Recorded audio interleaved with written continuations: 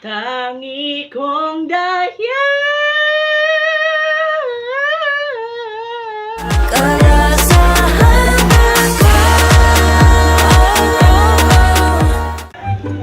Good day, Katri here, and for today's video, we will be having the recap of my Dagundong SoloCon experience. And, you know, first time ko i-flex sa channel ko yung aking mahiwagan, you know, yan, aking mahiwagang wings. And, oh my God, it was a wrap. And hindi pa ako nakakapag-upload. And then, na-late na tayo ng pag-edit. And here we are, Alamat Dagundong SoloCon experience for first and foremost. And I would like to thank to the sponsors na nagbigay sa akin ng ticket. And Ate Dazzle, I owe you this experience. And also to the person nag-help sa akin from Davao. And yung expenses ko, diba? Thank you talaga. Kasi without the Magiliw Bayanihan, without the Magilos, it won't be happening. And despite all of the happenings, diba? Kagaya ng manok na yan, may mga nangyari sa concert na mga technical deficiencies and something. But here we are. I'm gonna share my experience for the Dagundong SoloCon. And for first and foremost, I am an admin of Tribu Alamat. And you know that, yun, Tribu Alamat, yan, nagtatawa na sila. Sabi, oh my God, si Kat, yan. So, if you're not, I am Katre, and my Magiliw persona is Catriona, for those who don't know. And, yun, we were planning kasi, di ba nag-announce ang alamat ng SoloCon, and then so on and so forth. Nag-prepare na tayo, at mga Magiliws, napakagaling ninyo talaga kasi the concept of unity of all the fandoms, kasi it is the first SoloCon of Alamat. Syempre kailangan natin maging memorable ang experience, and also to have that kind of unity for all of us. And yun, Magiliws, they organized this, and yun, nag-iingay naman yung aso. Pero okay lang yan. So yun, part ako na nagawa ng mga pub mats. Hindi naman pub mats literally, hindi ako gumawa ng pub mats, but I created a video na pinost ni Magiliw Fandom PH, for those who don't know, and nirepost ni Alamat Official yung gawa kong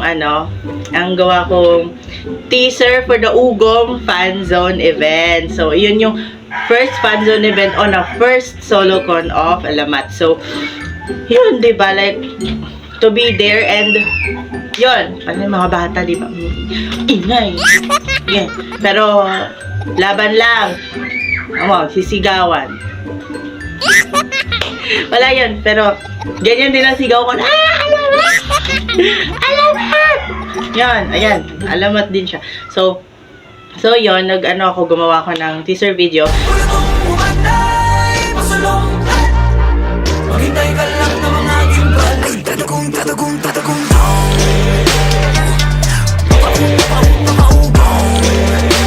nagsusumigaw kahit nababulo. Dahil puso man dirigma, di papakutsa, di papapugong. Puso man dirigma, di papadikta, at tatagong. Isa puso ang pagkamandirigma. Isa puso, alamat. Handa.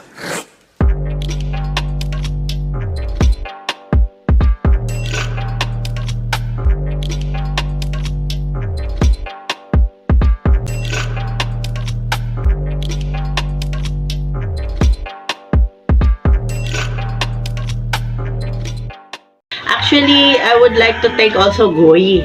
Si Guy. Hindi naman kasi ito magagawa without Guy. Kasi siya yung, yan, first and foremost, siya yung gumawa ng concept video, ng trailer. And then, I just came there na, kasi nabisi si Guy. So, I added something, a little bit of my, it was a collaborative effort. Hindi ko lang kiniklaim na sa akin yun, but for all the Magiliws na tulong-tulong for that. And Ugong Fan Zone event, may mga meetings kami with the Magiliw Fandom PH from different provinces. And yun, nirepresent ko rin ang aming Magiliwaray. And yun, nagkaroon tayo ng banners thanks to them. Actually, ito na. Pupunta na tayo sa fan zone proper. Yun, tinanggal ko muna yung aking mahiwagang wings kasi you know, baka mabusan ng battery yun. And then, yun. And then yun, nandun na tayo sa Ugong Fan Zone event. Ito na yung mismong concert day. This was my preparations in my outfit. You can see, as you can see, nag-prepare ako ng outfit ko for that day. Kailangan preparado. Actually, alam mo yan, yung hindi ka naman talaga prepared talaga pumuntang concert. Like, sabi mo walang kasiguraduhan na ganito. Kasi wala pa akong pamasahe that time. I would like to thank that Davao Magiliw na nagbigay sa akin ng pamasahe. Kasi it literally saved me. Although diba, masasabi natin na yun nga, hindi sa akin pera yun, pero I did my best to do my duty as a Magiliw. And yun, nagastos ko naman siya well. Pwede ko pa pakita yung resibo kung gusto nila ng resibo. Kasi actually sa totoo lang, I would like to thank all the Magiliws kasi hindi naman ito magiging possible talaga, di ba? Lagi ako nagti-thank you kasi I'm grateful to the Magiliws and problema ko rin kasi that time is naubos yung naipon ko eh. Kasi syempre, naubos ang ipon ko sa mga kung ano-ano activities sa school. And yun nga, reasonable naman why do I have that kind of. And then yun, nag-prepare ko ng damit ko. Preparado ko na siya beforehand, pero it's not that so prepared. Tapos yun, yung outfit ko inspired by the Maranaos. Yung sa Muslim Mindanao, like, actually, gusto ko talaga yung wings kasama. Diba? Mamaya ikukwento ko. So, kasi meron doon na pwede pala pailaw sa loob. So, dapat pala sinama ko na lang din yung wings. Para full package siya. Kasi ang sobrang ganda talaga ng magiging costume ko beforehand. Pero, you know, may mga restrictions tayo dapat sundin. Kasi syempre, baka mamaya maging hassle pa for me. Hindi maging enjoyable experience. Diba? So, yun. Nakapag-prepare na ako. Yung tito ko, kinausap ko na ay, tito, pwede pa makituloy sa inyo muna sa Quezon City. So, ayun, kasi hindi ako originally from Quezon City or Metro Manila right now, pero dati, taga doon ako. Pero ngayon, hindi na. And then, kinausap ko muna sila kung pwede ba mag-over sa inyo. Doon ako umuwi after the concert, and then they said yes. Thank you po sa tito ko kasi naging abala pa ako that time. Ayan, so sorry, don't mind the dogs na kasi, ayan na naman siya eh. Yung aso ko na naman, yan na namang, yan na naman siya, nagukulit na naman. Gusto na tahol na naman, tahol kahit wala na naman dahilan. So, yun, after nun, sige, tahol pa. Yun, sige, after nun, yun nga, nagkaroon ng fanzone event, and then yung outfit ko, and then yun, after nun, pumunta na ako, pumunta muna ako sa tito ko before the concert day, and then doon ako muna nakitulog. Thank you po, yun talaga, kasi pinagpapasalamat ko po sa tito ko sa pagiging sa akin, pagiging welcoming for me, and yun, nagpapasalamat talaga ako kasi it won't happen. Kasi ang problema kung umuwi nga ako from Cavite, tapos from Quezon City papauwi pa ng Cavite, gabing-gabi na yung natapos. Actually, yan, isa ko pa yung ikikwento. So yun, I predicted na, sabi ko ay gagabihin to kasi first solo con nga, tsaka kailangan ako.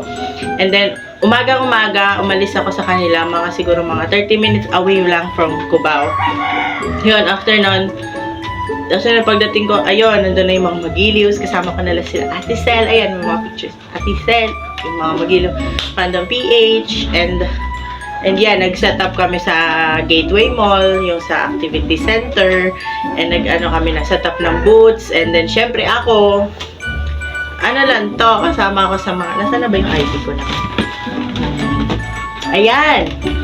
The Ugong Fanzone Event, Cat, booth. Actually, naka-assign ako sa booth. Pero, that time, tinulungan ko ang aking friend, Magiliw Friends from Davao. So, yun, tinulungan ko sila for the entry. Then, ako yung nag-welcoming committee. Ako, guys, ito, play ko yung video. Yan, naging welcoming committee ako, and yan, nag-update, diba? Update happy for Tribu Alamat, and also to the Magiliw, sa concert goers. Actually, ang daming bagong Magiliw na pumunta doon, like, hindi ko sila makakilala. Ang dami talaga, na dinagsa talaga yung Gateway Mall 2. Like, sabi ko, I hold this, kasi sabi ko yung traffic control, oh my God, ang dami ng tao. So, ang ginawa ko, syempre, nagkaroon ako ng system. 5 papasok, 10 papasok, kasi nga yung traffic system sa loob, kasi para siyang maliit lang na booth. So kailangan hindi kami makaabala sa mall goers. Diba, syempre nakakahiya naman. Thank you po, Araneta, and also to the sponsors of Alamat, kasi ayun, Republic Asia, thank you po. And yung Banyuhay, nandun din yung mga Banyuhay. Actually, sa nakakuha ko ng tapos, Coca-Cola, thank you po sa, binigyan nila akong t-shirt. Ayan, pakita ko yung picture. Nag-picture ako with my Coca-Cola, diba? And then, yun, nagpapasalamat po ako, nabigyan tayo ng onting ayuda from them. And then also, after that, ayun na, the concert proper. Dayang